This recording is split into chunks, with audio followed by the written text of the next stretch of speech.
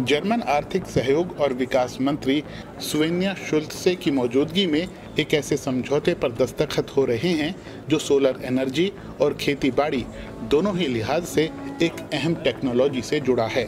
गुजरात की राजधानी गांधीनगर में री इन्वेस्ट 2024 के दौरान भारत की कंपनी एग्री विजय और जर्मन कंपनी नेक्स्ट टू सन के बीच ये समझौता हुआ है, जो खेतों में वर्टिकल फोटोवोल्टाइक सोलर सिस्टम लगाने के बारे में है। ये वाली टेक्नोलॉजी भारत के लिए इम्पोर्टेंट इसलिए है क्योंकि हम कृषि प्रधान देश हैं। अगर एग्रीकल्चर और सोलर एनर्जी साथ में रहे, जहाँ पे एग्रीकल्चर भी ग्रो हो रहा है, एनर्जी भी प्रोड्यूस हो रही है, तो फार्मर अन्नदाता के साथ ऊर्जादाता भी बन सकता है, जो कि आगे जाके वो अपनी लैंड को किसी कंपनी को देकर बिजली भी बेच सकता है। और वो बिजली बेचने के साथ न सिर्फ आमदनी बिजली से होगी, बल्कि देश को जो बिजली चाहिए, जो हमें नेट जीरो गोल अचीव करना है, क्लाइमेट चेंज के साथ फाइट करना है, वो सारे गोल अचीव हो जाएंगे। आई थिंक ये टेक्नोलॉजी भारत के लिए बहुत ही महत्वपूर्ण है और इस पे कई कंपनियां काम भी कर रही हैं और इसमें और कंपनियां अग्रणी तरीके से काम करेंगी। आई थिंक ये एक पहला कदम है इस टेक्नोलॉजी की तरफ। जर्मन इसका मतलब है कि हॉरिजॉन्टल यानी क्षैतिज सोलर पैनलों की तुलना में वर्टिकल यानी खड़े सोलर सिस्टम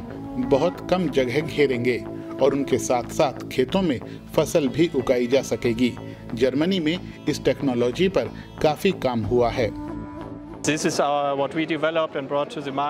हमने इसे डेवलप किया और इसे बाजार में लेकर आए हैं। हम इस क्षेत्र में अब करीब 10 साल से काम कर रहे हैं।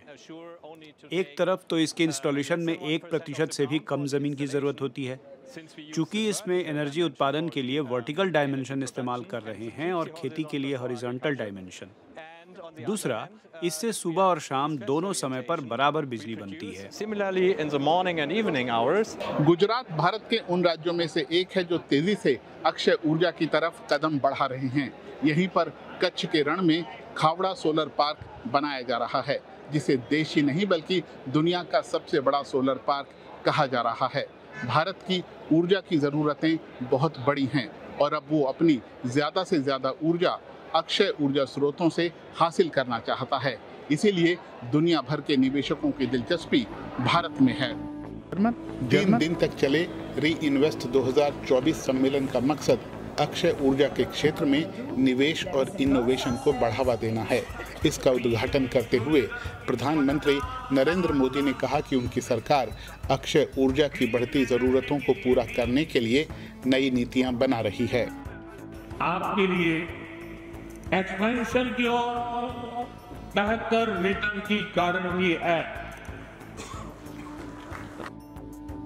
और मैं आशा करता हूं कि आप इस पर जुड़ेंगे।